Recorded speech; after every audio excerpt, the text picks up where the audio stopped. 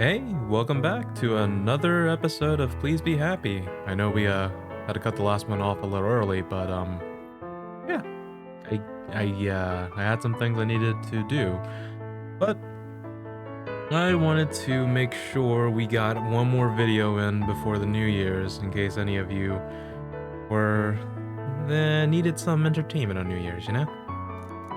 Oh, you didn't finish this one! No, I didn't.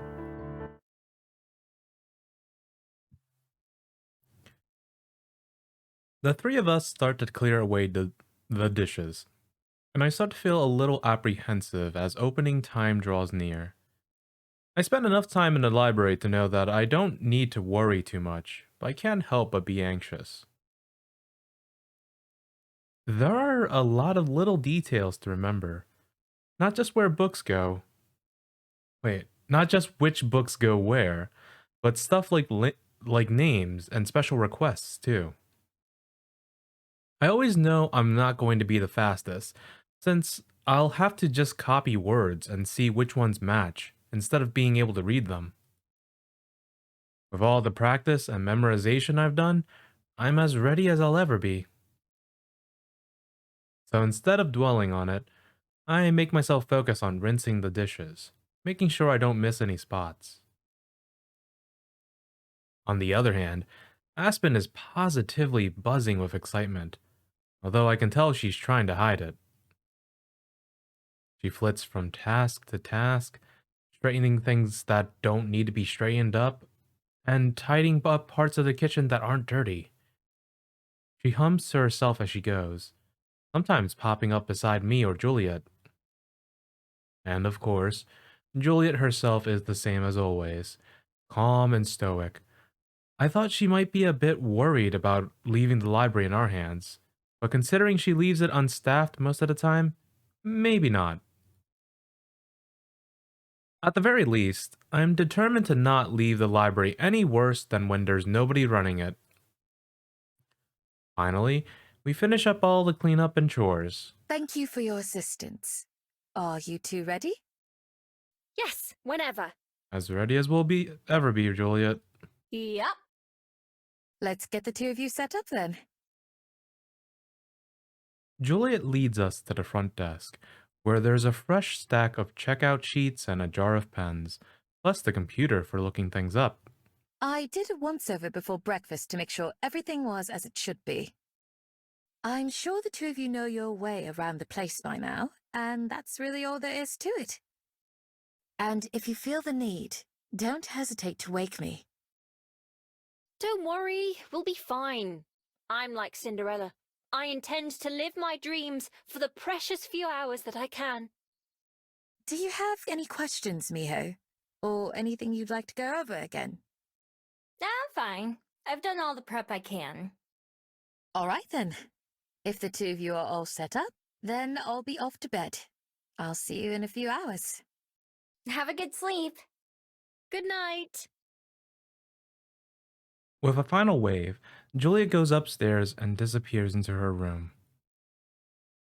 From behind the desk, Aspen places her hands on her hips and looks around like a queen surveying her kingdom.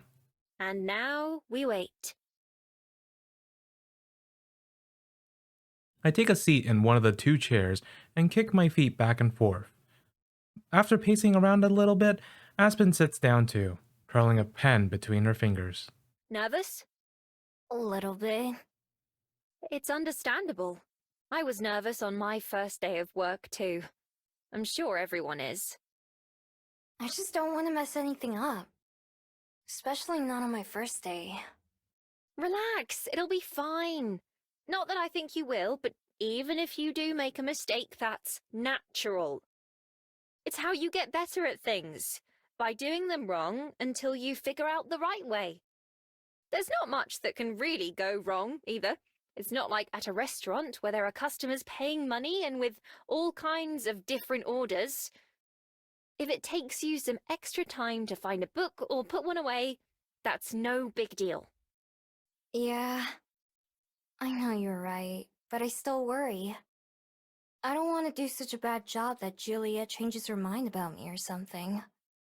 Are you still worried about that? Juliet adores you. You could burn the whole library down and she'd still let you live in the ashes. That'd be closer to what I'm used to, at least. Right, you and your dramatic backstory. Excuse me, Aspen. I'm sorry, but this dramatic backstory is true. My what?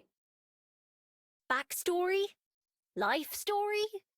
Whatever you want to call it. I'm sorry. I shouldn't make light of it. Oh, it's fine. I don't mind. Just forget that you think it's interesting. I hope someday you understand why. Maybe you'll hear a story that resonates with you and makes you want to know more, or get to know that person better.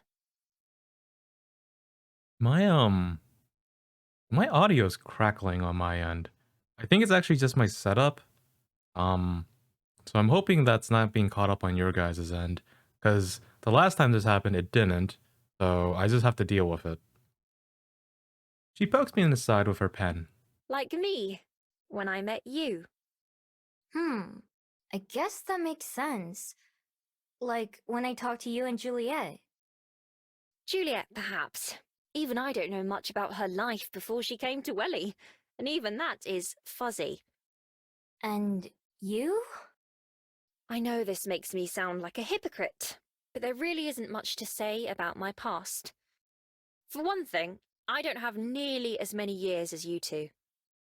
But also, I had a boring, normal childhood in a boring, normal town. I went to a boring, normal school for a while before I moved out here, hoping for a change of pace.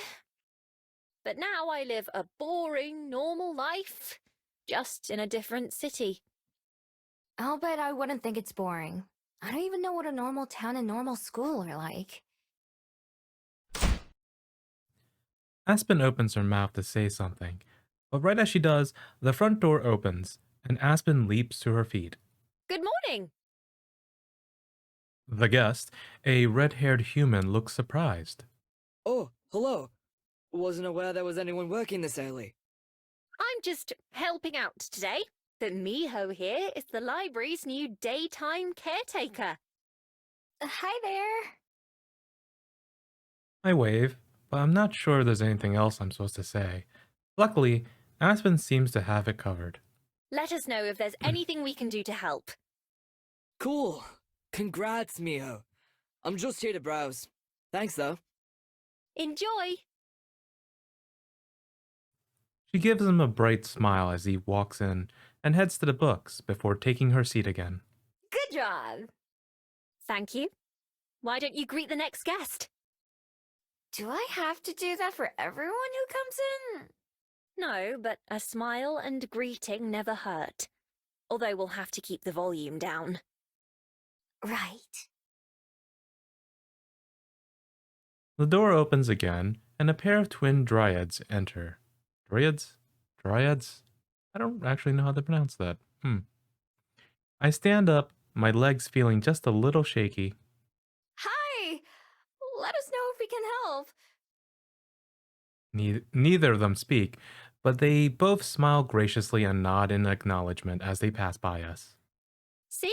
That wasn't so bad, was it? No, that was terrifying, Aspen. No, but so far no one's needed any help. True. Let's see who we get next. We don't have to wait long. A breathless man carrying a stack of books staggers his way over to us. Do you work here? Can you check these in for me? I'm running late as it is. Thanks. Before we can even answer, he drops his books on the desk and then hurries back out the door. I wonder why he was in such a rush. He has to poop. No clue, but I respect him still taking the time to drop off his returns. Do you want to start writing them down? Sure. Taking a deep breath, I grab the top book and a pen. The title isn't too long, fortunately. Slowly, I start copying the letters down. First a curve, then a straight line, then a loop, and then an arch. Hello, welcome. I didn't even hear the door open this time. As more and more people start to come in, Aspen and I both end up pretty busy. The pile of books that needs to be checked in grows fast, and I have to start taking some of them back to the shelves as I go, just to make space. By using a little chart with the alphabet and numbers on it, I'm able to slowly match the labels on each book to their spot on the shelves. As the library gets busier, though, I start making some educated guesses about where certain books belong and putting them with others that look similar. I can fix it later if I have to. Miho, could you give me a hand, please? Oh, damn. This is like the busiest library I've ever seen. Over at the desk, the line of people has gotten pretty long. I have no idea what all these people normally did when there wasn't anyone to help them. I shove the rest of the stack I'm carrying into an empty shelf and hurry over to help. After finishing with one guest, she hands me a few handwritten notes with label numbers on them. Can you go find these? I think one was returned today, so it might not be on the floor yet.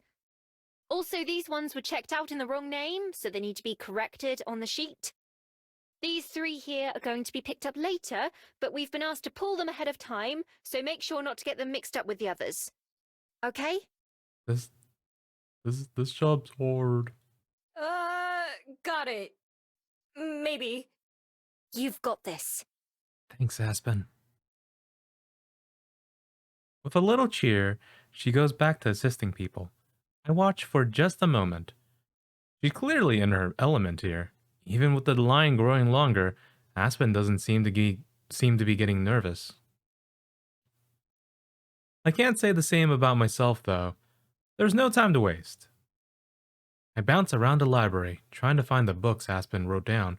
It takes a while, and I get the instructions mixed up a few times, but eventually I manage to track them all down. When I bring them up to the desk, the stack of returns has gotten almost as tall as I am, so I start checking them in as quickly as I can.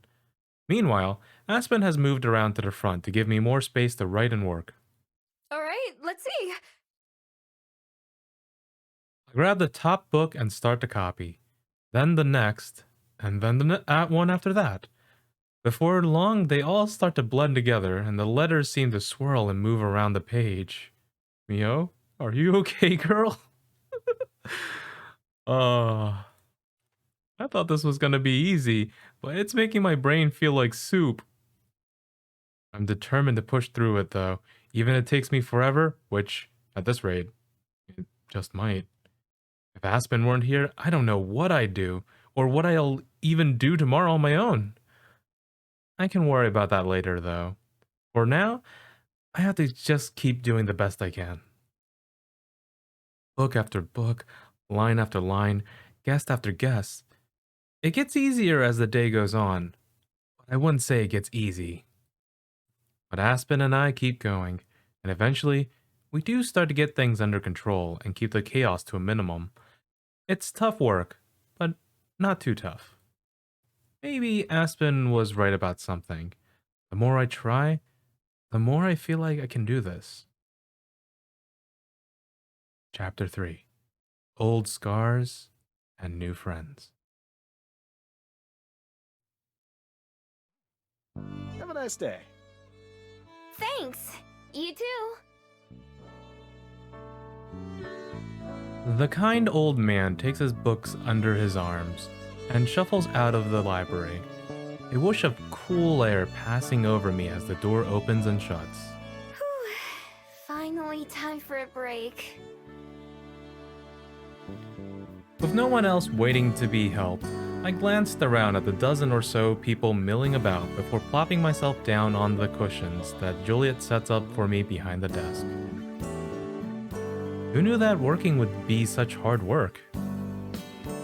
These past few weeks since I started helping out the library have been a bit of a blur.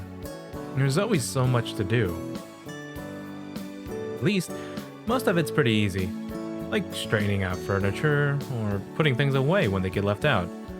I don't know what the big deal is. I think it looks better when it's a little messy, but it's what Juliet asked me to do, so I do it. Talking to patrons, Aspen taught me that word. Let me try that again. Talking to patrons, Aspen taught me that word, is getting a bit easier as well. The first few times someone came up to me for help, I was so nervous that I could barely speak. I didn't really read that one much better the second time. It's okay. I'll get better. See, it's the moral of the last chapter, man. You gotta do things, sometimes even if you suck at it. There's so much to remember, and still so much to learn. I still don't like talking to people in general, but it feels easier now. I get a little anxious when I see someone walking up to the counter, but it's not too bad. Of course, everyone who comes up thinks it's my first day there. Even though I've started to recognize some of the regulars, they never recognize me. Aspen's the only one who comes by every day. What I didn't expect was that the hardest part would be checking out books to people. There's a sheet of paper with a bunch of little boxes in them, and I'm supposed to write the names of each person and the books they're taking. Since I have to copy the letters by hand each time, it takes me a while. If someone has a lot of books or ones with really long titles, it takes me even longer. Sometimes people get a little impatient, but I'm going as fast as I can. Either way, it makes the days go by faster. I wouldn't really call it fun, but I don't hate it either. Having a bit of money that I earned rather than stole feels surprisingly good too. At least I don't have to worry about someone trying to take it back.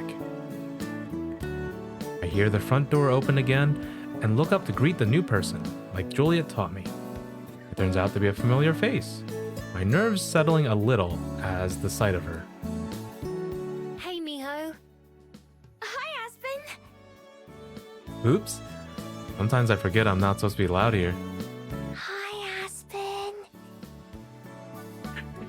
You can't keep getting away with this, Miho. I say it again, but quieter.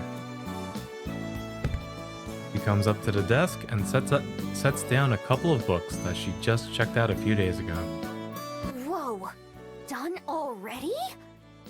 One of them I simply couldn't put down because I had to know how the story ends. I was worried it would have a sad conclusion, but the ghost girl becomes real and gets to stay with her girlfriend, and they all live happily ever after. The other book was unreadable, unfortunately. I won't be trying that author again. That's too bad. Should I tell Julia we can get rid of this one? Well, it's not that terrible. I'm sure someone out there could enjoy it, just not me. If you say so. It seems to me like if Aspen doesn't like a book, then that book must be really, really bad. Maybe I'll ask Juliet about it later anyway. For now though, I start copying the titles down onto the returns sheet, while Aspen goes off to find new books. She comes back right as I finish up, with a small stack in her hands. You find books as fast as you finish them. If only. I knew exactly what I was looking for this time. She hands me the pile, and I begin writing the names down. I can feel her watching me as my hand makes each slow line. Say, Miho. No, I don't know how to read or write. Please help me. I have to finish the letter I'm working on before I can pay attention to Aspen. Yeah? Have you, No. She wrings her hands, looking like she's not sure how to ask the question. Aspen seems to think a lot before she speaks, so I've learned that sometimes it's easier to just make her spit it out. Just say it. I don't mind. Sure enough, her eyes widen, but she stops fidgeting. Have you ever considered learning to read and write? It would probably save you quite a bit of time. Girl, it's not like I'm not trying. I just don't know. Where do I start, bro? Help me. I look down at the mess of scribbles on the paper in front of me. Even though I wrote them, they don't mean anything to me. Julia never seems to have an issue though, so it's good enough for me. Not really. I've gotten by fine without it so far. Oh, come on. You can't keep using that excuse for everything. You've been here for more than a month now. She does have a point there. I told myself so many times that I was going to stop letting my past define me. But still, reading and writing? It would be useful, it's true. With so many letters though, it seems like a lot of work. I'm already doing a lot of work as it is. I don't even know how to start doing that. Exactly. It's so hard to start learning something without any resources, you know? I'd be happy to help you, and I'm sure Juliet would too. She'd be delighted if you picked it up. Her usually quiet voice starts to raise, only adding to my doubts. I'll think about it, I guess. No, I won't take no for an answer. I'll do some research when I get home and bring some materials later. We can make a lesson plan and a schedule and... Whoa, whoa, whoa. Don't I get any say in this? You didn't say no, and that's enough for me. You just told me I couldn't say no. Oh, but that isn't what I came here to talk to you about. Aren't you here to get books? Right, that too. But anyway... Aspen reaches into her purse and pulls out a slightly crumpled flyer, which she hands to me. Looking at the glossy cover, I almost said flyer again. It's covered in pictures of little vases and statues and other odd-looking things. Old-looking things. There's an exhibition at Te Papa about Korean history and culture, for a limited time only. Ah. Where's the voice line? Did I skip it? What? Is there no voice line?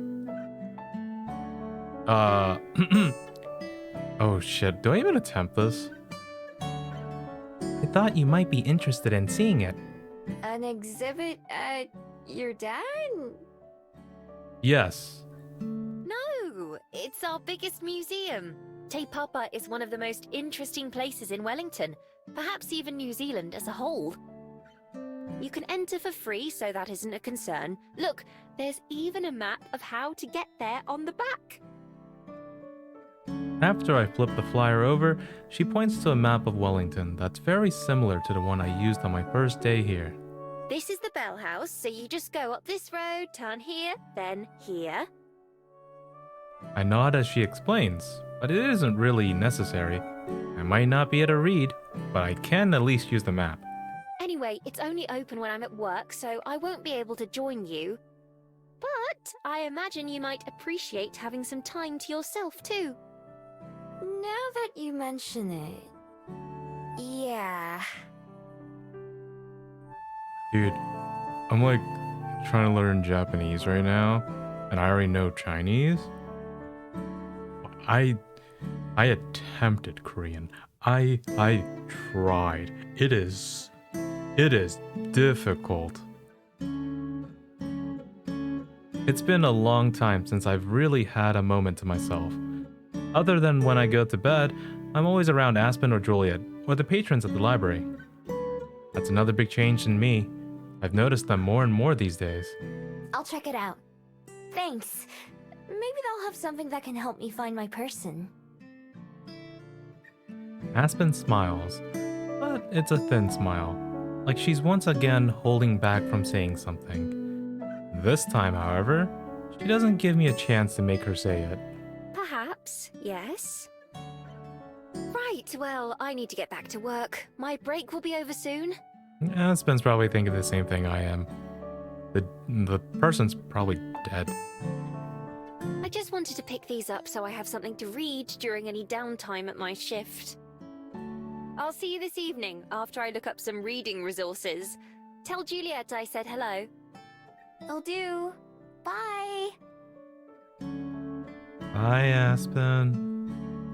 With a smile, Aspen blows a kiss, then quickly spins around and heads out the door, leaving me standing about with the flyer in my hands. Without any patrons waiting around, I take a closer look at some of the artifacts on the pages. Most are cracked and worn with age, but still have a little color to them. A couple have writing on them that I can tell is a different language from the one I've been getting used to copying here. In a way, they seem kind of familiar. Not just familiar, but nostalgic. Like they're related to a memory that's just out of reach. I don't know if it'll bring me any answers, but maybe there'll be something interesting to see. Hiya. I've got these to check out, please. I quickly tucked the pamphlet into one of my pockets, turning to greet the young boy eagerly waiting at the counter with several books to check out. You got it. I lift the first book off the stack and slowly begin my process. Maybe Aspen's lessons won't be so bad after all. Closing time finally comes around, the patrons slowly trickling out. Some of them linger for a while, and making their final selections before bringing them up to the counter. Fortunately, Juliet's here to help me, or it'd take me all night to get through the line of people waiting. Thank you very much, Miss Callahan. We'll see you next time. Oh, Dottie. Glad to see you're still reading Pullman. Only one left to go in the series. Bye-bye, Abdul. Bye-bye, Jamar. In the time it takes me to finish writing down one person's checkout, Juliet can get through 5. She even knows everyone by name, as well as their reading habits. That always impresses me. How does she keep track of them all? We finally manage to get through everyone, a sigh of relief escaping as the last patron heads out. Oh, thank you. My ears prick up at the sound of Aspen's voice as the patron holds the door open for her. Sorry, we're closed. Aspen hesitates for a moment as she walks up to the desk, but then she laughs. You almost had me for a moment. I collapse onto my cushion while Juliet puts everything away under the desk. Yeah, words are hard. Excellent work today, Miho. You're getting better and better. Am I? It doesn't really feel like it. It can be hard to notice your own progress sometimes, but I promise it's there. And it's only going to get better. Look what I brought. She raps her knuckles against the pile of thin books she brought with her. There's also a small bag that rattles when she moves it. Are those? Yes, they're the phonic books I said I'd bring by. Phonics? Why, Miho? Have you decided to learn to read? Well, Aspen decided for me, but I guess so. I pick up one of the books from Aspen's pile. The words on it are big and written in a very simple style, and so are the pictures that go along with it. I spend enough time in a library now to recognize that these kinds of books are meant for little kids. Hey, Aspen, chill, it's fine. I had to use those books up until middle school because I was in ESL class, so yeah. ESL stands for English as a Second Language, by the way. But I guess that's what I need, isn't it? It's embarrassing, but maybe I can just use that as motivation to learn faster. And if I end up hating it, I can just quit. Like always, I have the option of running away from something I don't like. Still, holding the book, I look up to see Juliet and Aspen both watching me, waiting to see what I'll say. I take a deep breath and then smile. So, how do I start? Both of them break into a grin as well. I have just the thing. Come with me. I'm so happy. Aspen's so eager that she barely waits for Juliet and I to step out from behind the counter before leading us to a table beside the aisle of books. Guessing that's where I'll be for a while.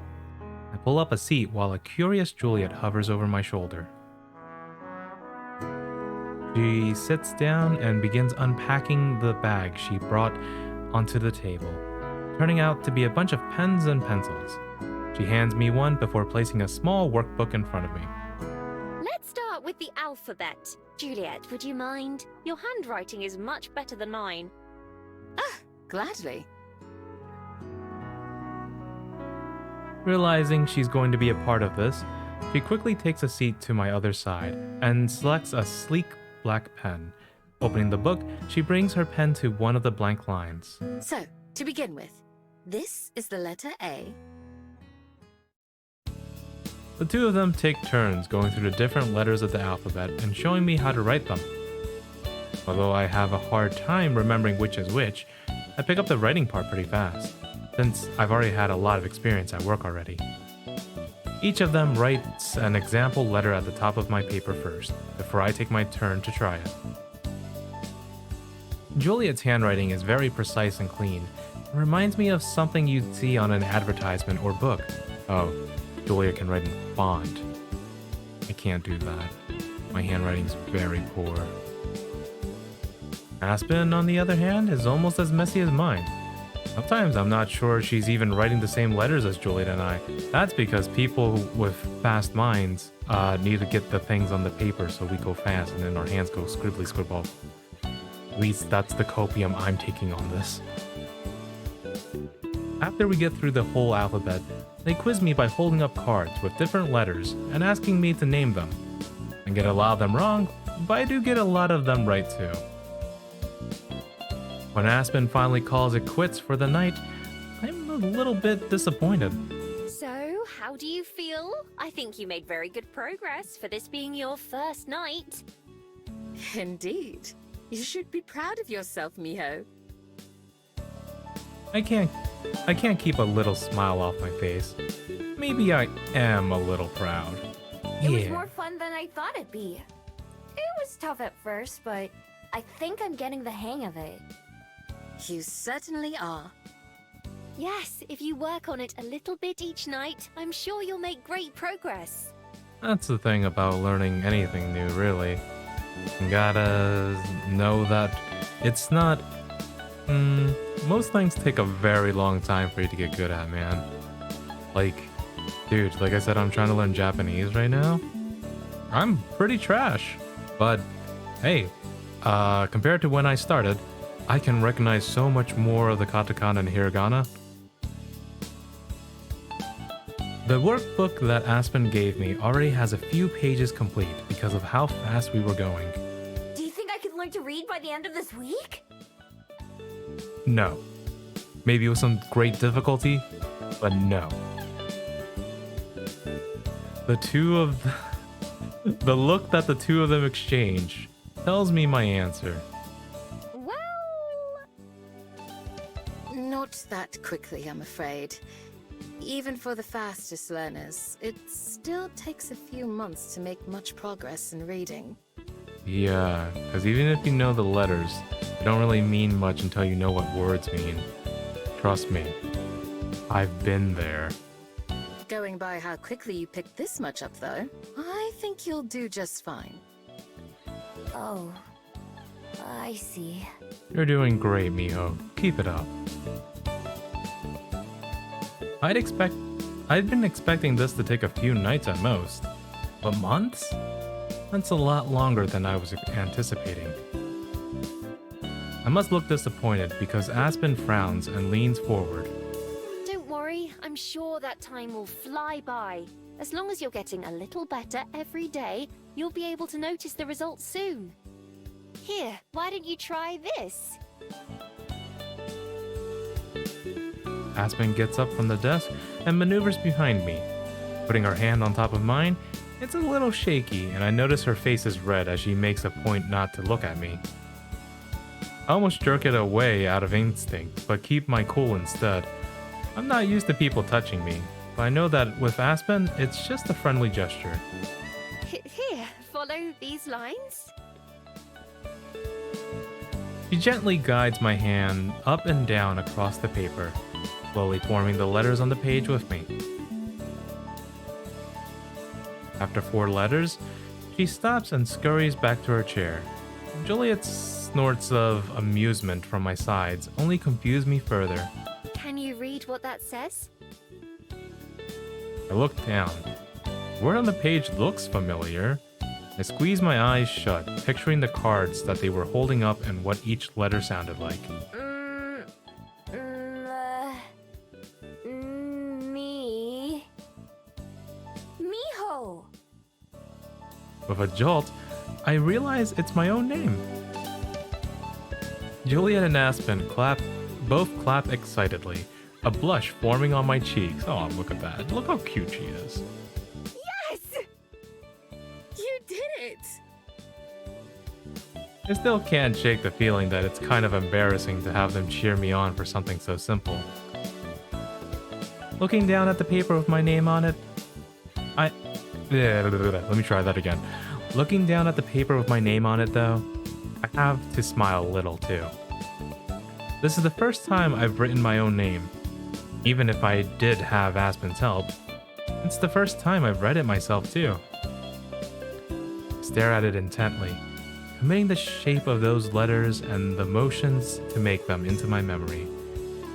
I've used so many names in my life, but for some reason, this one feels a bit special.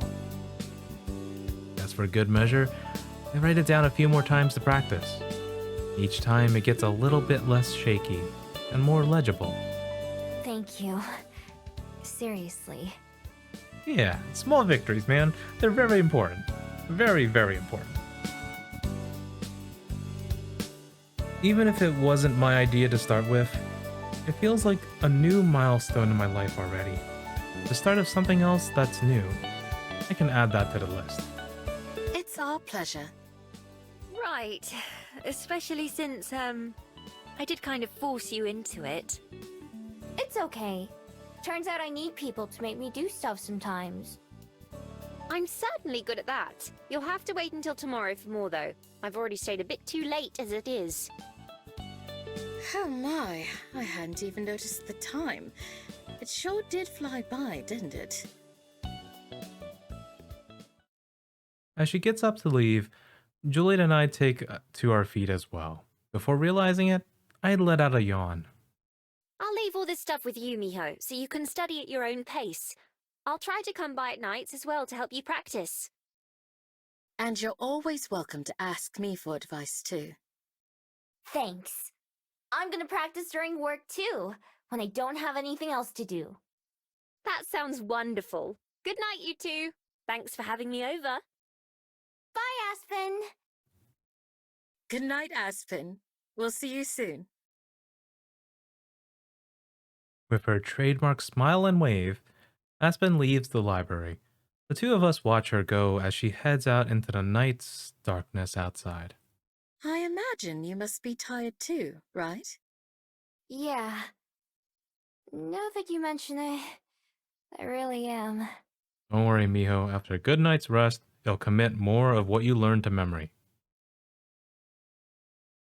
My hands are sore from all the writing, and my palm is colored gray with smeared pencil lead and ink. Can't believe that wore me out. You had a full day of work too. You should get some rest. I'll finish cleaning up and preparing for tomorrow. Are you sure? I didn't really do many of my chores today. I'm certain. Go on, go to bed.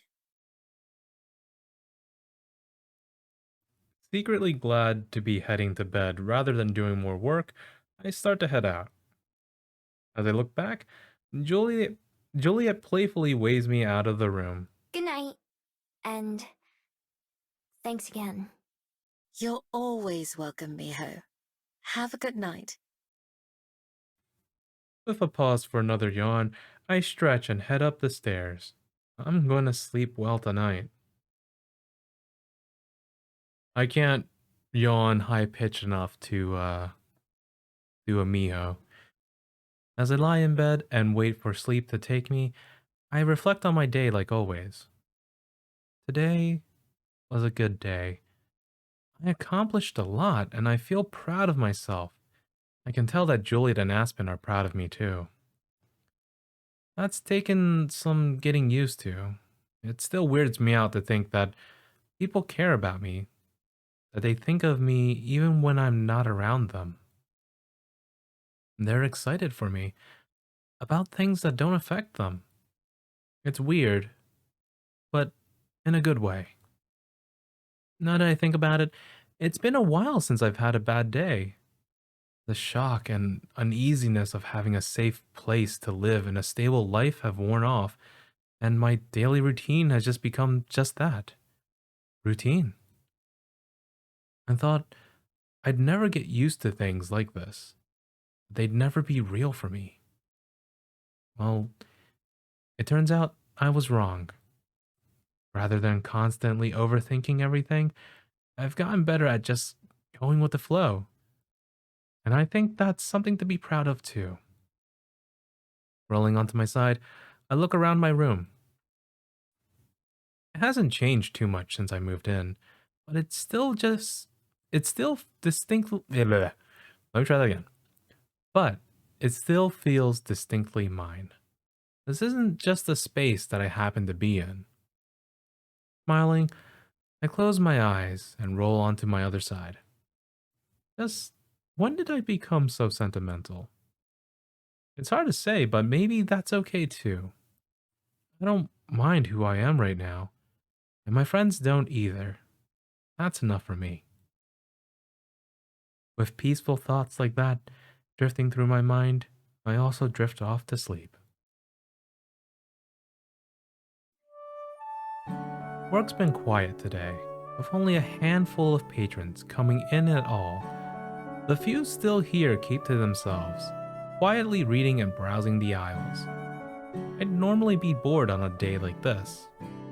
It's a good thing that I have something new to keep me occupied during my downtime. A few of the worksheets and the books that Aspen gave me yesterday are spread out on my desk, out of the way of our guests, but still where I can see them. Whenever I get a few minutes to myself, I practice writing letters or memorizing their sounds. When I have to write down titles that are being checked out, I pay more attention to what exactly I'm writing. I'm pleased to notice that it goes faster now than it did before. I still have a long way to go, but I can feel myself making progress with each word I finish. A sense of pride keeps me motivated to keep trying. Even when I'm away from the desk, tidying things up or putting books away, I try to think about letters and words. It's nice to have something to focus on rather than trying to find new ways to fill the hours. Just as I settle back down to work after a quick lunch, Juliet comes down from her room with a folded parasol in hand. With a calm nod of greeting, she walks up and joins me behind the desk. Hey, you're up early. Yes, I had some daylight errands to attend to. How are you doing, Mia? Great. Check it out.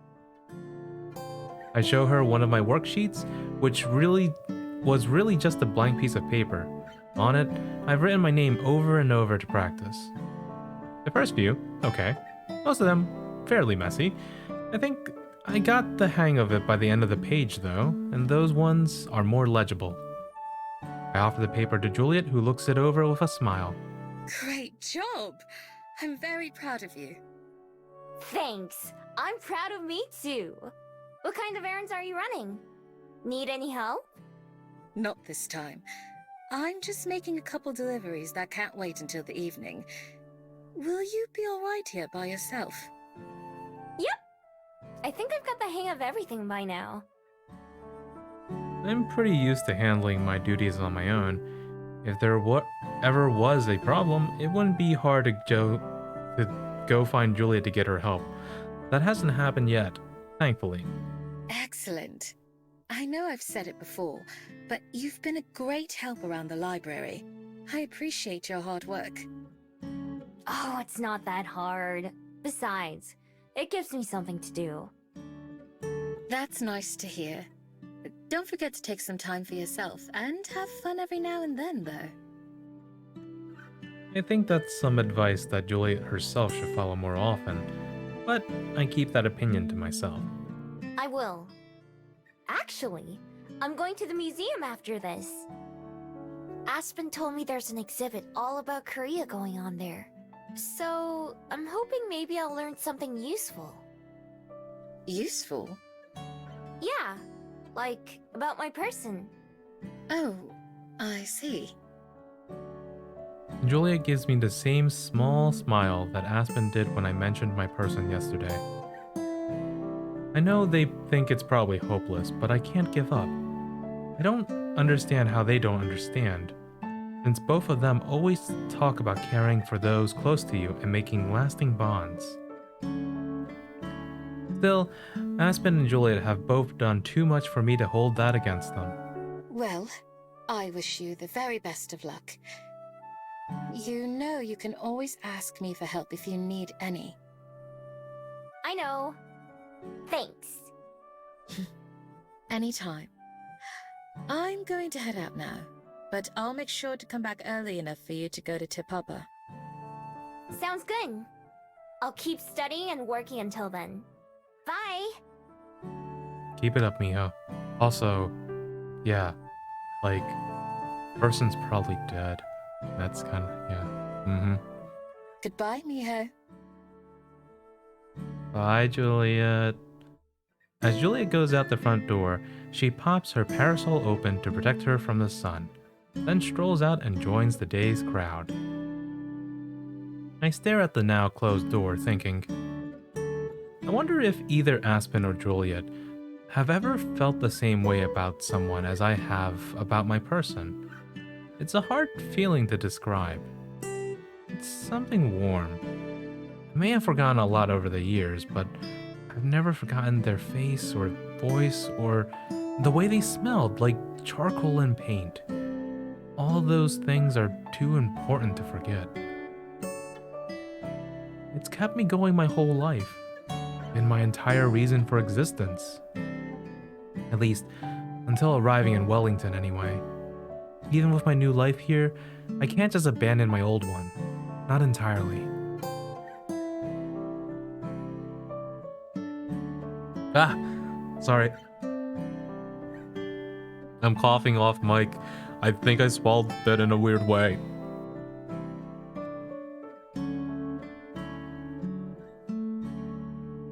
Ah. Okay, maybe drinking some water will help. It's probably because I've been also trying to take vocal lessons to learn how to sing. Maybe they just don't know how much it means to me. I couldn't blame them, since I've told them all about how little I cared about anything else. Maybe they think it's like a hobby, something to pursue when I have nothing else to do. But even here in the library, surrounded by friends and busying myself with a job, not a day goes by where I don't think of that person. I don't think of that forest back in Korea, and my person. It's okay if Aspen and Juliet don't understand. They don't need to. It's important to me, and that's all that matters. So far, they've supported me in whatever I do. In fact, when I think about those two, I feel a similar way as when I think about my person. That warm, safe feeling. It's not exactly the same, but it's close. I don't think it's a coincidence. There have been a lot of new feelings that I don't quite have the words for. Like so many other parts of myself, I'm still figuring them out. That may take time, but I have plenty of it. Realizing that I've zoned out, I pull myself away from my thoughts and get back to focusing on work and studying. I may have lots of time, but I need to make sure I use it well.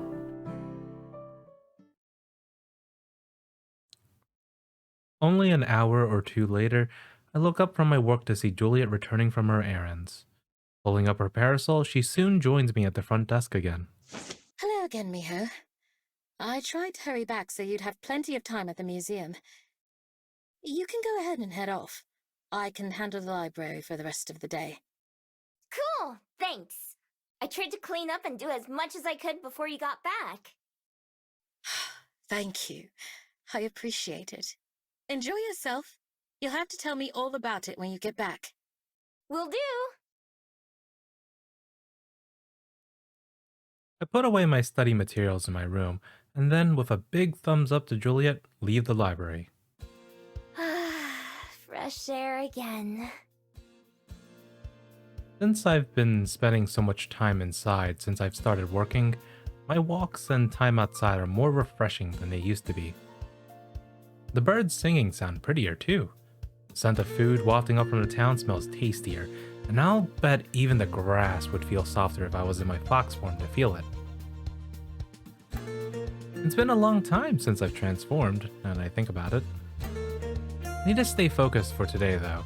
With the museum as the only thing on my mind, I pick up the pace as I walk into Wellington, heading along the now familiar streets. I pass by the Bell House and glance inside. I don't see Aspen. She mentioned she'd be working late today, so she must be in the back or maybe on a break. I followed the directions she gave me yesterday until I reached the building that has to be my destination. It's big, with parts that go off in all different directions. Near the front, there are two sections flanking the entrance. One is round and tan, while the other is made of a darker stone and looks more blocky. It's a bit intimidating, but seeing a few people heading in and out is reassuring. Taking a breath to steady myself, I stride on up. The entrance has a huge glass ceiling, with glass doors that slide open when I approach them. I don't even have to pay or sneak in. Whoa. The moment I step inside, I can safely say that I've never been in a place like this before. It looked big from the outside, but from the inside it's huge. How am I gonna find the Korean exhibit? I don't even know where to look first. Different paths lead to different types of displays, and I can see floors and elevators going all the way to the top. A family walks by me, following a big arrow that points deeper into the building. Without any better ideas, I decide to take the same route. I'm sure I could ask someone where the exhibit is, but I'll look around on my own first. If I can't find it for a while, then I'll ask for help. I start to wander about inside, looking for anything that I might recognize from Korea. To my surprise, there's plenty of other exhibits that also end up catching my eye. In one section, a variety of sea life, fish, turtles, and others hang from wires above everything else. They look so lifelike that I think they're real animals at first, but after staring closely, I can see that they're just models. Another part of the museum is filled up with skeletons of what look like giant monsters. Can't even imagine what kind of creatures they once were. Maybe dragons? Spotting a panel with some illustrations, I skip over for a quick look. They aren't dragons, but they look awfully close. I've only seen a dragon once or twice in my life, but I've never seen one of these. Other sections are dedicated to humans and fabled civilizations. There are recreations of old human houses, as well as diagrams showing fairy homes and werewolf dens, plus plenty of others. A tour guide talks to a small group as I walk around, explaining this and that. I go slower through this part. Feeling a little nostalgic, I even recognize some of the human technology and knickknacks from long ago. I had no idea that they were old enough to be part of a museum now. There's even a big memorial to the war, showing human and fabled fighting against one another. At the front is a painting of when the peace treaty was signed, which was the start of humanity and fabled coexisting. I was around back then, but I stayed out of most of it, just like how I stayed out of most things. Honestly, the history doesn't interest me too much, but I'm sure Juliet would love to see this. I'm sure she already has, at some point. Just when I'm thinking about giving up and asking for help, I finally find what I'm looking for. A large banner with some text that I recognize as Hangul. I sure hope I freaking pronounced that right. The Korean writing system is hanging over a number of display cases and tabletop exhibits. I hurry over to get a closer look. It's quieter up here than it was on some of the lower floors. I'm able to take my time browsing without feeling like I'm getting in anyone's way. At the same time, my heart starts to beat faster with anticipation. I may not know what I'm searching for, but I'm sure I'll know it when I see it. I start at the entrance and slowly make my way through. The first section is full of pottery and carvings, like from the brochure Aspen gave me. There are little animals and people carved out of stone, and even a few made of metal. A number of clay pots and vases sit on the pedestals next to them. Most are cracked or damaged, but some look as good as new. Moving onto the next part, there are a few intricate looking outfits, adorning mannequins. Some are just pants and a jacket, but most are vividly colored dresses that hang to the floor. I can almost feel the delicate silk in my hands. If I was still a thief, I bet these would sell for a lot. After the clothes are paintings. Tigers and birds are common subjects, but so are people in cities too. Other feature others feature gorgeous landscapes and flowers. Wow, that was really difficult. Why? I've never been a big fan of art, but somehow these are different.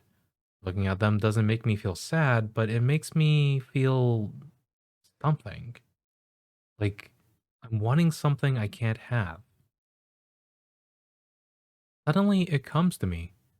A feeling I've heard about, but that I don't think I've experienced before. Homesickness. A painting of a green forest could be the one where I was born. I passed through towns that looked like those in the paintings and hid from humans who looked like the ones shown inside them. Not all the memories are good ones, but they're mine. There's not much that I can relate to nowadays.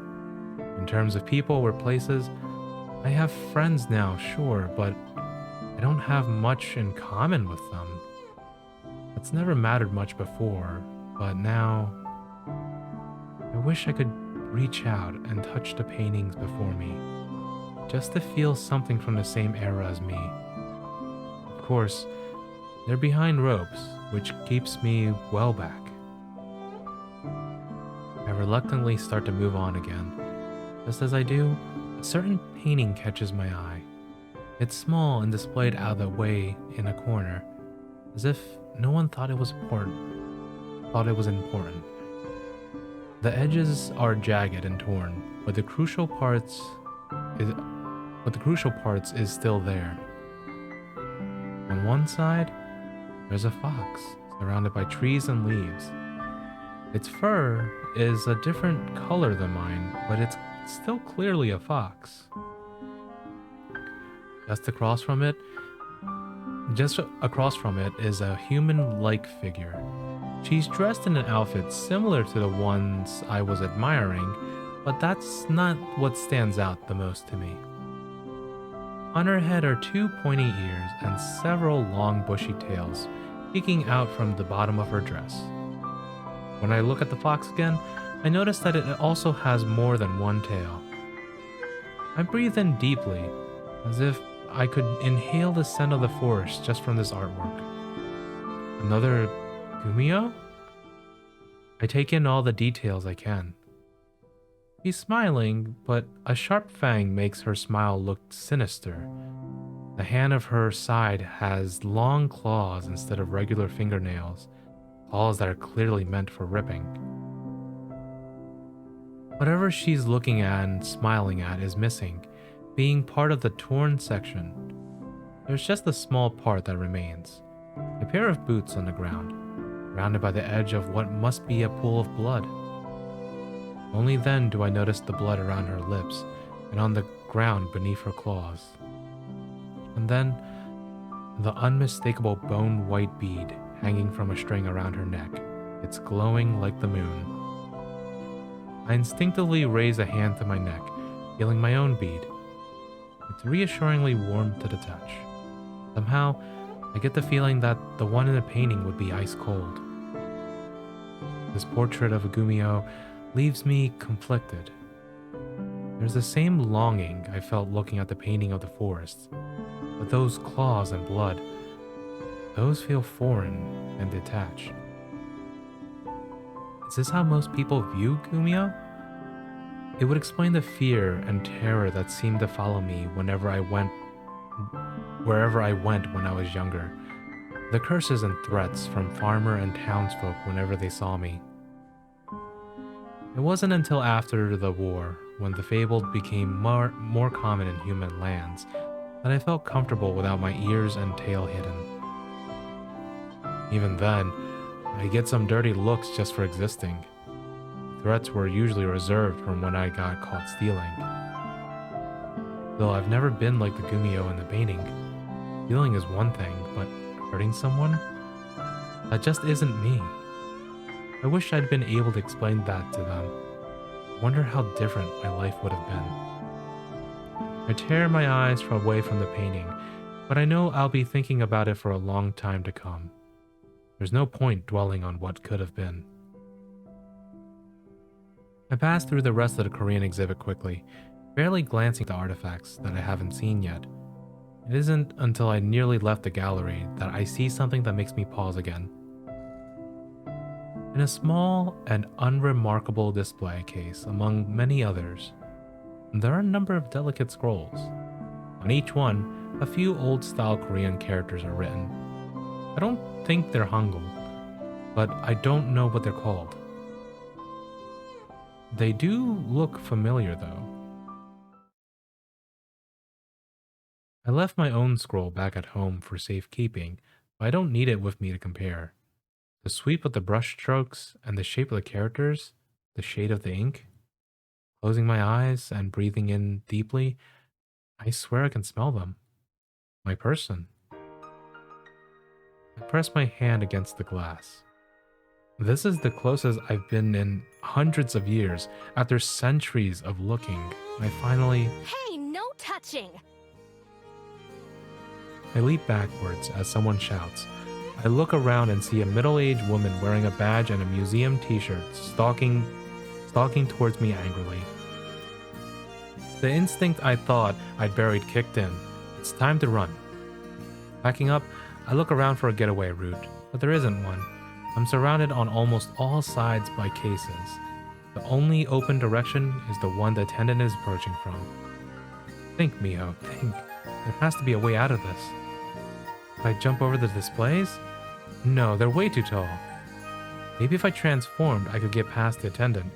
I have no idea how to navigate this building though, and being a fox would attract way too much attention in a place like this. If I wait for them to get close, then I could probably run right past them like the security guard when I first arrived in Wellington. Heart racing, my panic must show on my face because they stop a couple meters away from me, frowning.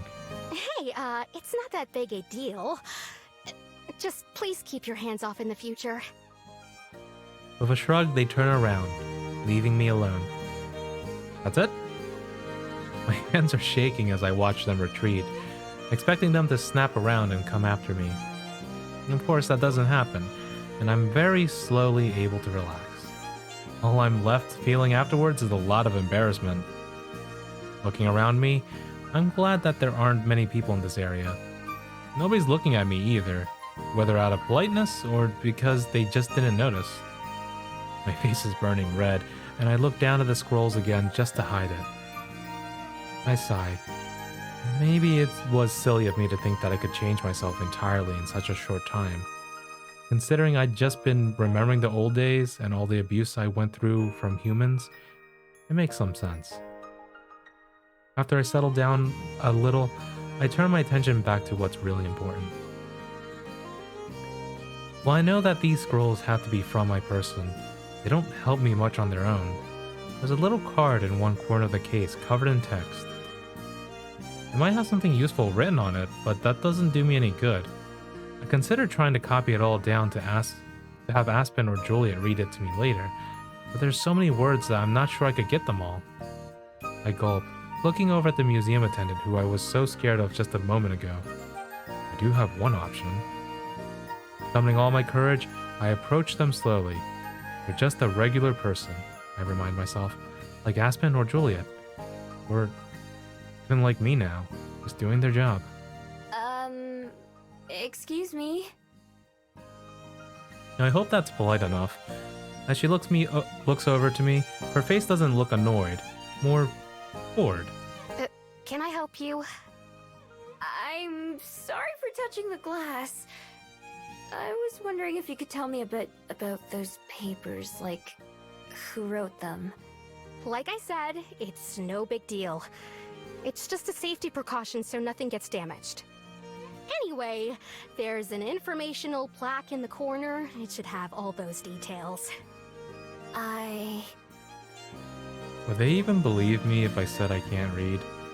I worry that might make me even more suspicious. Can't see very well, and the words are so small. Can you read it for me? Oh, sure. Let's see.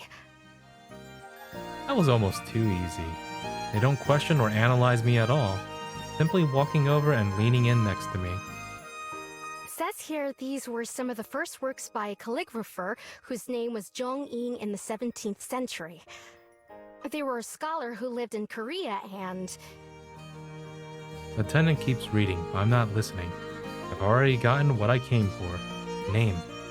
Jong-in. For the first time, I have something to call them. Something that's unmistakably theirs. I pretend to listen to the rest of what's being read out loud and thank the person on autopilot when they're done. My head's not here in the present moment. It's back in the forest where I was born. 정인. Once they've walked away, I say it out loud, trying out how it sounds. I think it fits them. 정인. 정인. Oh, So it's kind of like a CH sound? Chonging?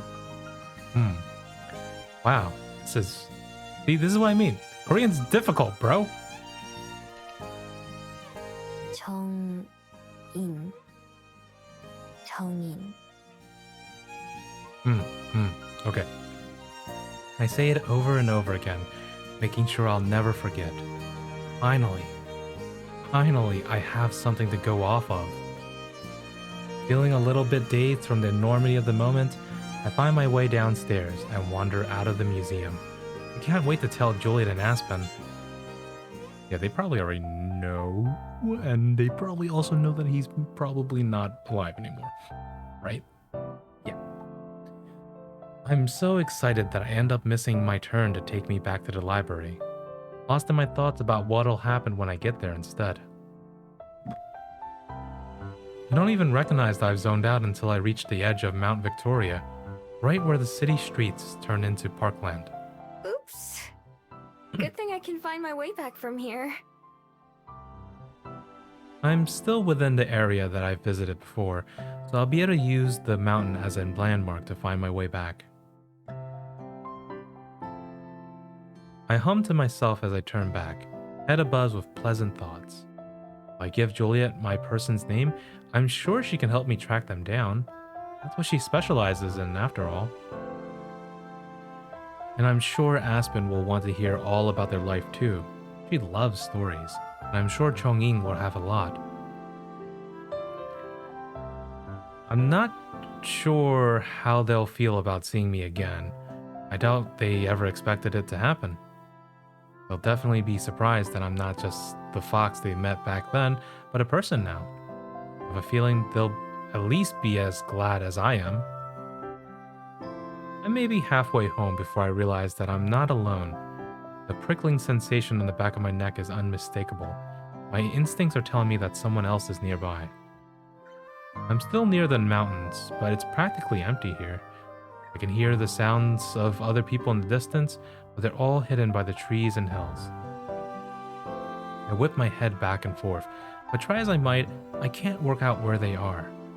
It's a strange and disconcerting feeling, given how easily I can pick up even the smallest animals. Then from the corner of my eye, I spot a bush slightly shuffling. Just as I turn to take a proper look, the silver fox I saw the other day steps out of it. Oh, it's just you. I start to bend down and reach out a hand, like I would to pet a dog, but hesitate. I know from experience that foxes wouldn't respond to that. I'm surprised she hasn't run away already. That's why I thought that's what I would have done. She stares at me without the slightest movement. Her eyes locked on mine. My heart jumps as the hairs on the back of my neck stand up. Something is off. Then, without taking her eyes off of me, she starts to transform. I barely have time to react. I barely have time to be shocked as her arms and legs get longer and her fur retracts, head shrinking and changing into something more human like. For the first time in my life, I'm face to face with another Gumio.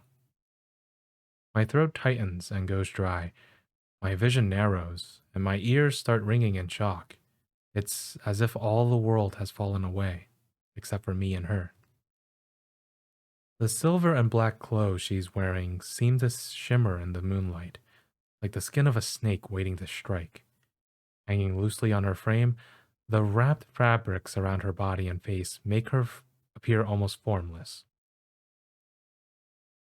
Her only accessory is a bracelet around her wrist. It's a plain leather band, but a shining white bead is held in the middle of another loop of leather. I recognize that bead. I have one just like it. Well, almost like it. Whereas mine is a duller, milky color, hers is so bright that it almost hurts to look at. The soft blue glow around it reminds me of the full moon. It's almost as if she stepped out of the painting I just saw at the museum. A shawl covers most of her face, but her hair and eyes are still visible, those intense eyes. Her gaze reminds me of steel. While they're the same shape as mine, they're sharper, angrier, crueler. She haughtily tosses her long flowing hair back as she takes a step towards me. I skip back, keeping the distance between us. When I lived in a forest, I knew to flee when I met a predator stronger than I was. Better to get away alive than to risk my life for pride. My survival instinct tells me that this is one of those times. The other Gumio laughs. There's no humor in it. Sharp and hollow. It only makes me more uneasy. So, the human pet still knows when to run. The human... what? Pet. I've been watching you for a while. Ever since you came to this place, actually. Watched you demean and domesticate yourself for the sake of humans. It's pathetic. When you first arrived, I was hopeful that we might be alike. Optimistic, even. I was a fool. Are they both done by the same voice actor? I see you now for what you are. Nothing better than a dog, begging for its master's affection and table scraps. We are not the same. We are nothing alike. Her words hang in the air, poisoning my good mood from just moments ago. My first instinct is to run away, as usual. Something stops me, though. I'm entranced. The novelty of this experience of finally meeting another Gumio keeps me rooted in place, despite my fear. No matter what she's like, this is the closest I've ever been to someone like me. I swallow the lump in my throat and hope that my voice doesn't shake as much as I think it will. So what? Did you ambush me just to say that? Ambush? You should have known weeks ago that I was following you. But I repeat myself. You've numbed yourself to your instincts and your potential. I saw you in that place of memories. Saw you gaze upon the portrait of one of our sisters. I hoped that you would open your eyes, as you haven't before. It pains me to see your existence do disservice to our very kind. Now that you have seen what you could and should be, perhaps you can still change yourself, dog. Sharpen your teeth and claws once more. These creatures that you bind yourself to, those human and those not, they are but shackles, slowly squeezing away that which is wild and free in you. Do not mistake my words for sympathy or pity. I would see you gone from this place. But so long as you remain, your presence is an eyesore. It pains me to witness. Thus, I will do what I must to cure it, as unpleasant a task as it may be. You will never be one of them, no matter how much you might crave it. Better to embrace what you are and can be. Anything else is a waste of your abilities. She studies me for a moment longer and then turns away. I feel like I should say something, but I can't find the words. Whether from shock or fear, I'm too dazed to so much as stammer out a denial. Her clothes melt away into silver fur as she transforms back into a fox. I reach out to stop her, but she flits off and disappears into the darkness without a moment's hesitation.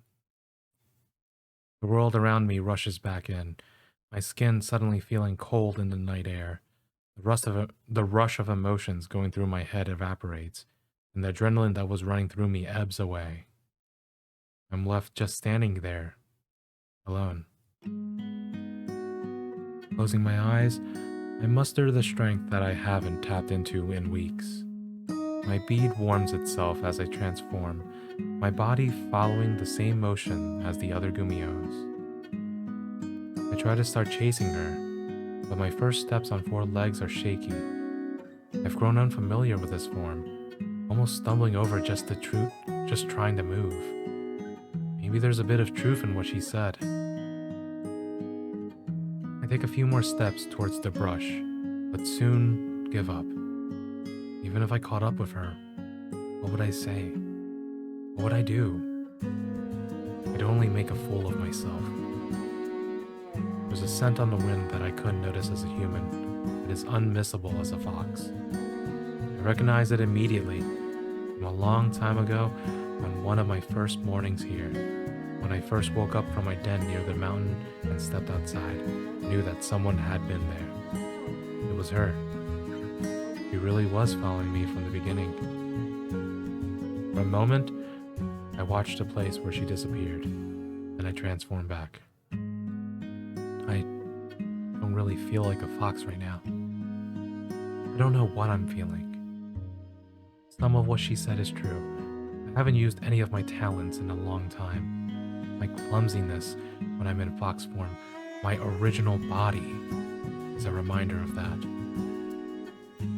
But as for degrading myself for the sake of others, that doesn't feel true. I've spent my entire life living free, and for only myself. It's always been my choice to remain here, and to not be forgotten. So, why do her words sting so much? If I was totally confident in my decision, then they shouldn't bother me, right? Maybe I've forgotten more of myself than I know. Painting at the museum and other Gumio herself both prove that there's something different about me, something that must come easily to everyone else. The same way all the aspects of daily life at home don't come easily to me either. I feel disconnected, torn between two worlds that I barely know, but can't help being drawn to. Where do I fit in? Where do I belong? I know that Juliet and Aspen would say that. I know what Juliet and Aspen would say, but does that make it true? Their home hasn't been my home for long. I've been a thief and a liar for so much longer than I've been whatever I am now. Without anything else to gain out here, I slowly start to make my way back home again. The excitement I felt about telling Juliet and Aspen everything I found at the museum has vanished.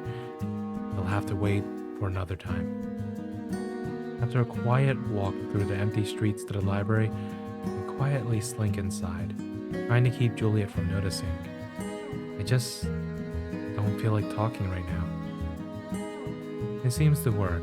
I can hear her bustling around somewhere, but she doesn't call out to me when I come in. Without a word, I ascend to the stairs in my room.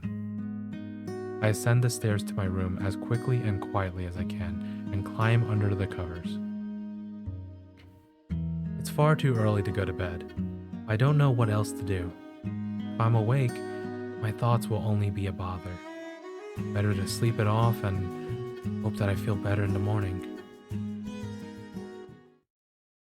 I made some mistakes there, but I tried my best. Well, that was a twist, wasn't it?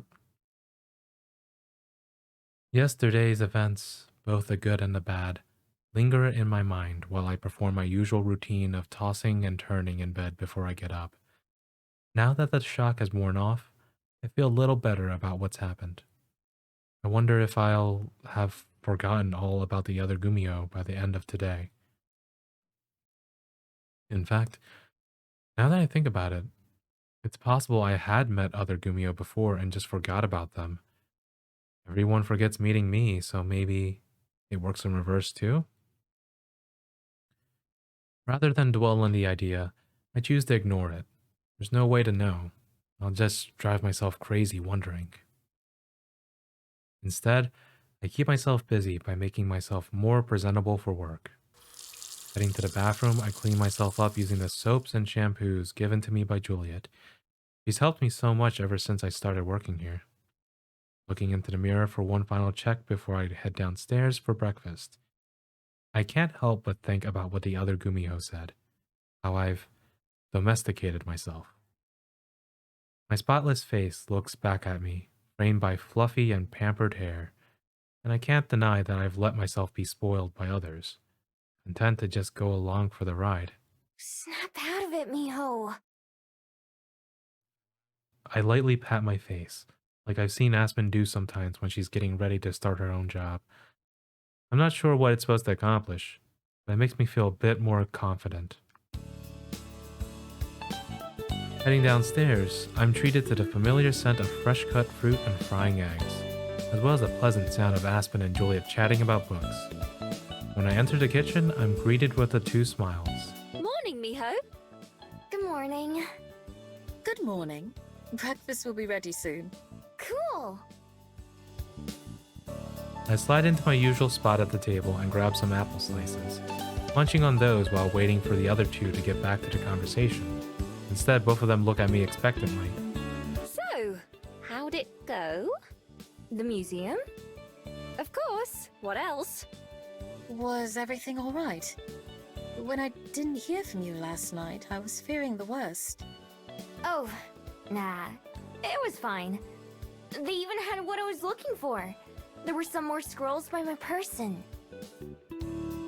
There's a loud clatter as Aspen drops her fork in surprise. Even Juliet's eyes go wide with genuine shock. There were? Are you sure it was them? Yep, definitely. I'd recognize that style anywhere. I learned a lot about them. Their name is Chongin, and they're a scholar. I don't know what they study, though. The museum person didn't say. For a long moment, there's silence. Other than the sound of eggs sizzling in the pan, both my friends just stare at me, dumbstruck. What are those looks for? You seem awfully calm. I assumed you must not have found anything, or you'd have been back immediately. Yeah, well, there was some other stuff that happened too. I'll tell you about it some other time.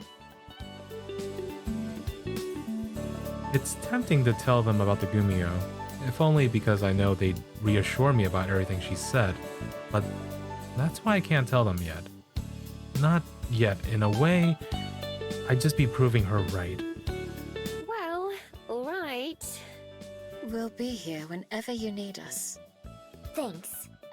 Is breakfast ready? Yes, just now. Here you go. Juliet fills our plates and takes her seat, and we all dig in.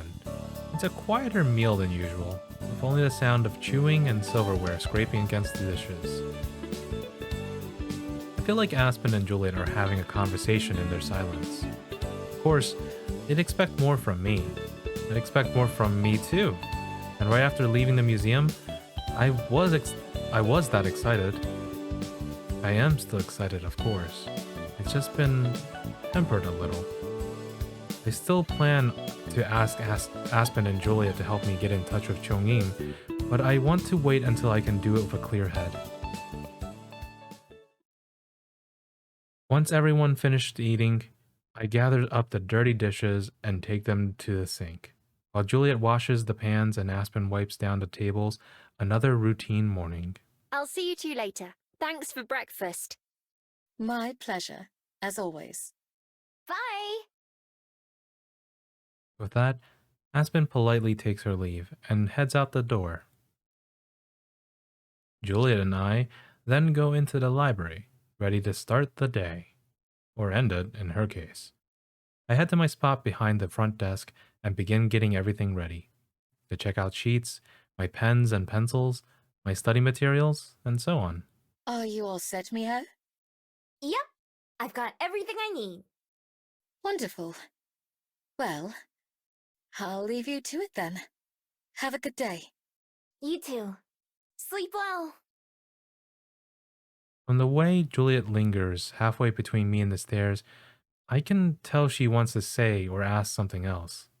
She thinks better of it, simply giving me a smile before heading up to her room. I whistle while I throw open the curtains and unlock the door. By the time I've returned to the counter, ready for the first patrons to arrive, I even manage a light melody. I've been practicing my whistling a lot lately as a way to spend time alone. Aspen tried to show me how, but she's not very good at it either. I'm pretty sure I'm already better than she is. The sound of it reminds me of the birds back in my home forest. Before long, patrons start to arrive, and I soon have a list of things to do. Books to check in and out, books to return, books to search for. It keeps me good and busy. The hours pass by in blissful normalness, and I don't have a single thing to complain about. Ooh. Well, now we can just spend time by ourselves. And, wow. Well, we will return about that, next time maybe? I don't know. Maybe we can keep going for a little more, right? Yeah. You know what? Where do I want to go, though? You know what? Let's get a coffee. I noticed from the pictures all around the cafe that they're advertising some kind of new drink that has bananas and chocolate in it. Feeling a little burned out on my usual, I decide to be adventurous. Can I... Wait. Can I get, that one? I point at one of the advertising pictures by the counter. Oh, the Banana Slamma Frappavarama?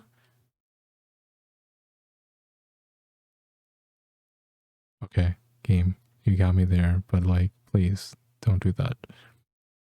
The employee grimaces a little while she says it, as if embarrassed to have even uttered it at all. She quickly adds, the name is a work in progress. Aspen asked me what I wanted to name the new frappe, and it was all I could think of on the spot. I'm really sorry. I don't know what apologizing to me will really do. I just kind of smile and shrug, handing her my money. Needless to say, the next time I visit the Bell House, all the signs for the new drink are mysteriously gone.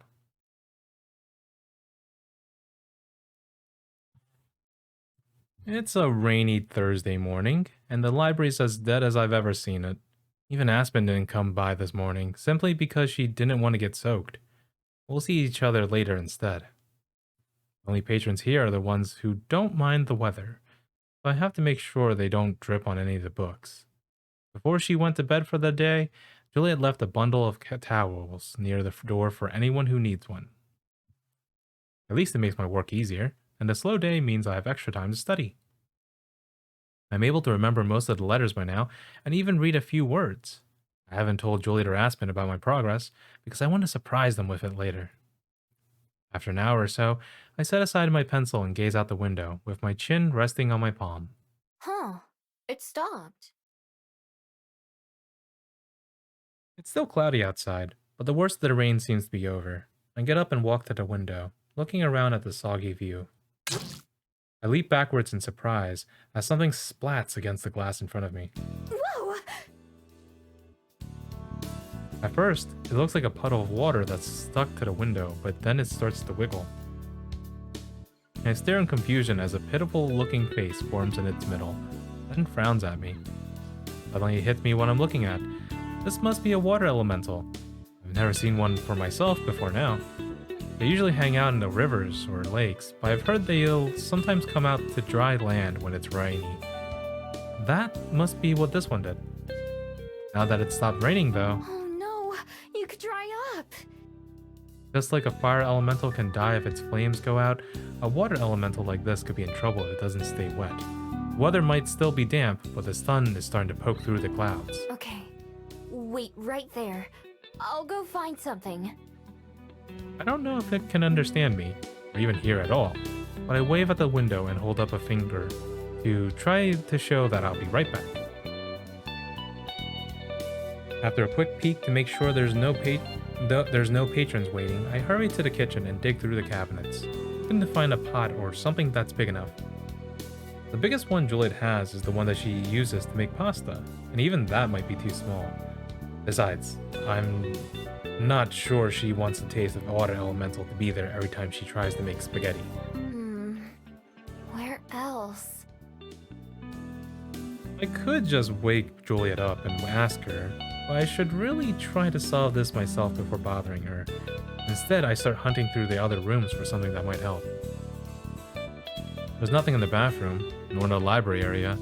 When I check the dining room a second time, however, I notice a big bowl on top of a shelf that I hadn't seen before. Perfect. I have to stand on one of the chairs to reach it. I grab the bowl and fill it half full with tap water before hurrying back to the window. The elemental is still stuck there like a very sad bumper sticker.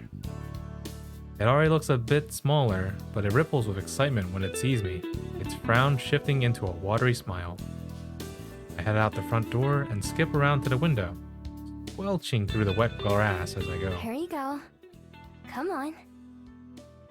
Holding the bowl up to the window, I gently brush the elemental in. To my surprise, it doesn't feel like touching regular water. Instead, it's thicker and a bit sticky, like jelly.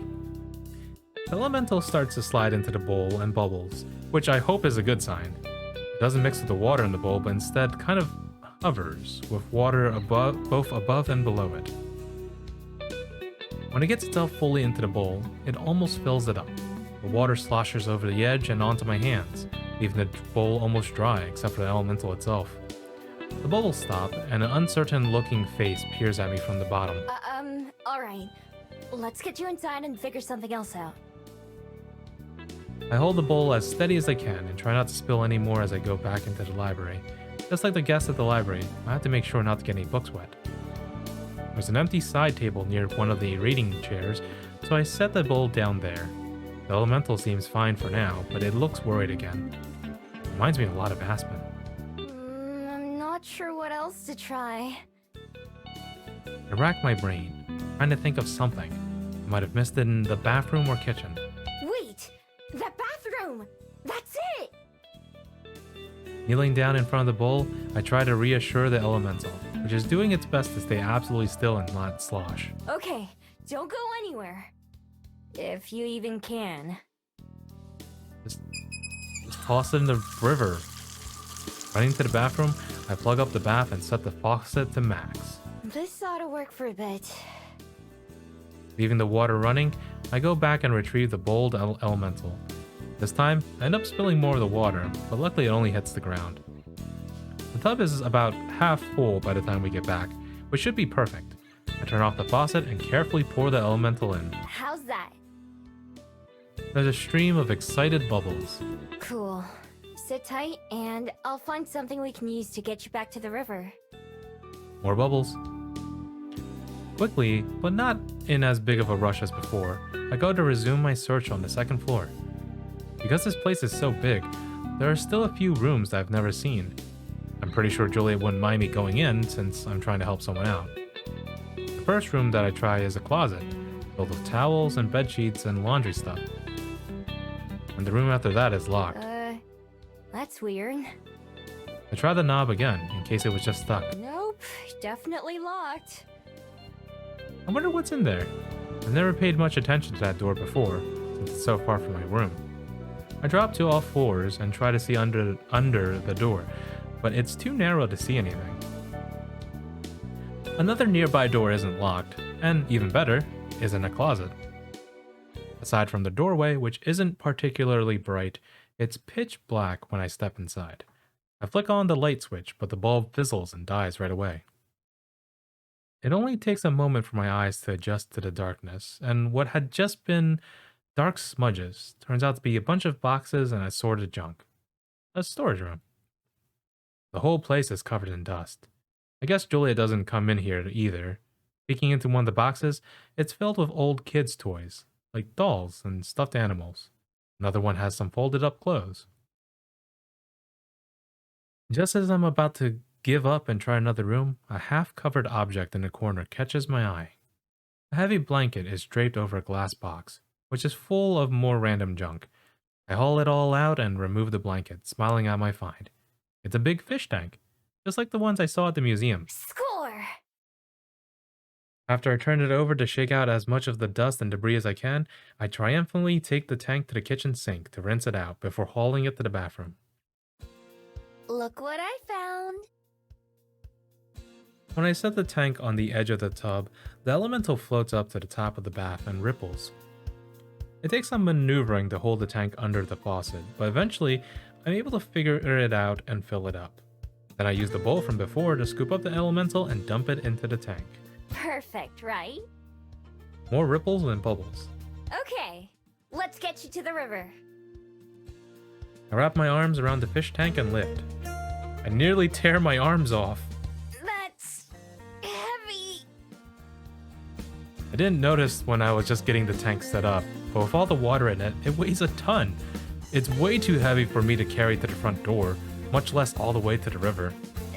This could be a problem. It had seemed so perfect. So lucky. Even after dumping out some of the water, I still can't carry it. Sitting down on the tile floor, I sigh. The elemental floats dejectedly. Miho? What's going on? I heard the sinks and bathtub running. Juliet is standing in the doorway as I look up, wearing a look of concern on her face. Hey! Hey, you know how you single-handedly carry that TV? Yeah, give me some help here. Thanks, Juliet. It was raining earlier, right? Well, there was this water elemental on the window. I tried to bring it inside so it wouldn't dry up while I worked out how to get it back to the river, but now I can't carry this huge fish tank that I found. A fish tank? Where'd that come from? It was in one of the storage rooms, along with a bunch of kids' stuff. I'm guessing they came from the library's children's section. Juliet purses her lips, and I feel my heartbeat start to quicken like it always does when I'm in trouble. Sorry if you didn't want me to go in there. I didn't know what that room was or what I was even looking for until I found the tank. I didn't look inside the locked room, though. Juliet's frown deepens, but it doesn't look like she's angry. Or like she's sad? No need to apologize. You've done nothing wrong. Although...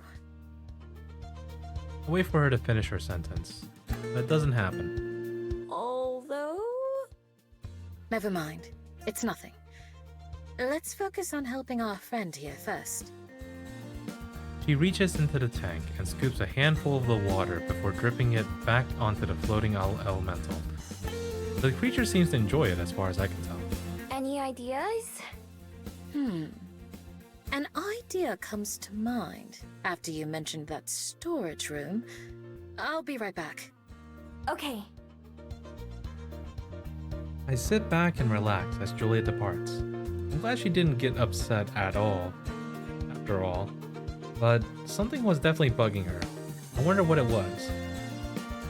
After a couple of minutes, I pick up the sound of something rolling down the stairs. I stand up and poke my head out the door and spot Juliet pulling a red wagon behind her. It has a rope handle and isn't very large, but should have more than enough space for the tank. Whoa, you're a genius! With a smile, Juliet parks the wagon next to the bathtub. As I said, you were the one who gave me the idea. Would you mind helping me lift it onto the wagon? Sure. We each take one end and carefully move the tank. Juliet also brought a number of tight straps to help keep it in place. Once it's all set up, the elemental is safe and secure. I kneel down to get my face level with the glass. How do you like that? This time, the elemental shifts into the biggest grin I've seen. Looks like we've got a winner. Wonderful. If I watch the library, would you mind taking it back home? You're welcome to borrow an umbrella. No problem. Be back soon. Taking a towel and umbrella for myself from the front door, I almost said porch. I lead the elemental outside and onto the path. It's cloudy out and more gray than blue, but at least it's not raining right now. Still, I don't want to waste any time. Is anywhere in the river okay? The elemental bobs up and down. I know just the place then. The muddy path slows down the wagon a bit, but it isn't too bad. When we go downhill, I have to be careful not to let it get out of control, but other than that, it's pretty easy. Ugh, the tiredness from work is setting in. Woo. It's okay. I can muster through this. Let's do it.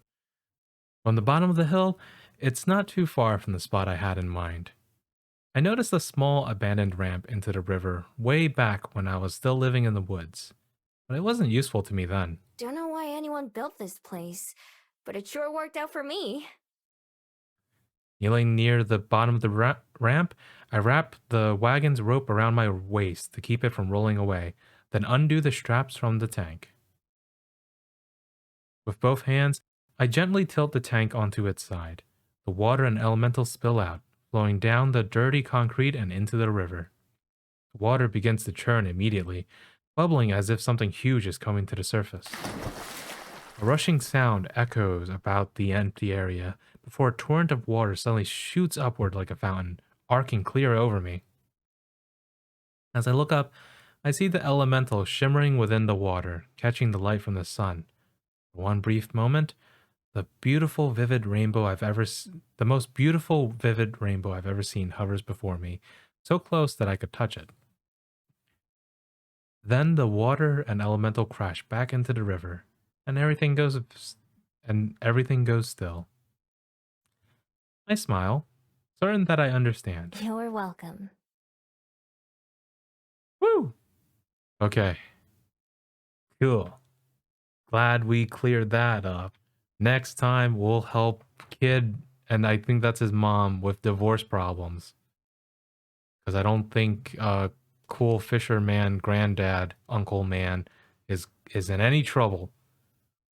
So, as always, thank you guys for tuning in. And I hope you guys enjoy your holidays.